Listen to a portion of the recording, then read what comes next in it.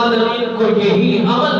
ایسا محبوب لگتا ہے کہ اگر اس نے گناہ بھی نہیں کیے اور حد بندیاں توڑی بھی نہیں ہے، مگر استغفار کا دامن تھام کر وہ زندگی کو بسر کرتا گیا، مالک بے نیاز اس پر رحمتوں کے دروازے کھول دیتا ہے، اور اس پر نشاور جو رحمتیں کی جا رہی ہے وہ تا دیر رہتی ہے، ہمیشہ رہتی ہے۔ اگر استغفار کرنے کے ساتھ لگن ہو جائے، دلچسپی جڑ جائے، عبادت میں لذت، زندگی میں برکت، رہنے سہنے میں خوشحالی پیدا کر دی جاتی ہے، اور زبان میں مٹھاس پیدا کر دیا جاتا ہے۔ جب استغفار کر کے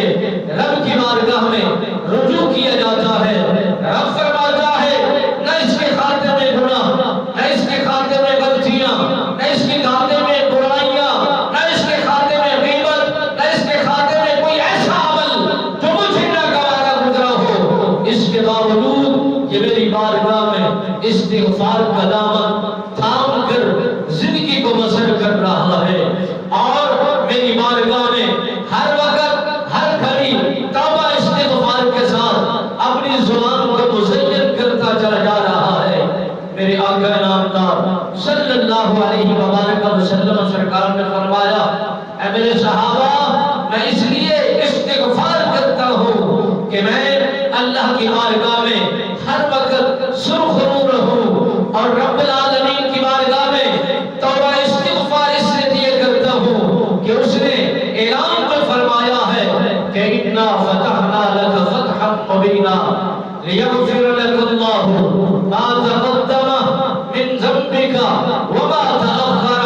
جب میرے محبوب مکرم محمد عربی سرکار دن رات کا قیام کیا کرتے تھے، یا ایھا المزمل قم اللیل الا قلیلا نصفہ او انقص منہ قلیلا۔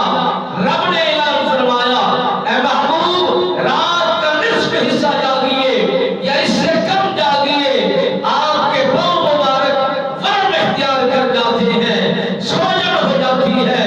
آپ کو تکلیف ہوتی ہے۔ میں رب کو یہ کہا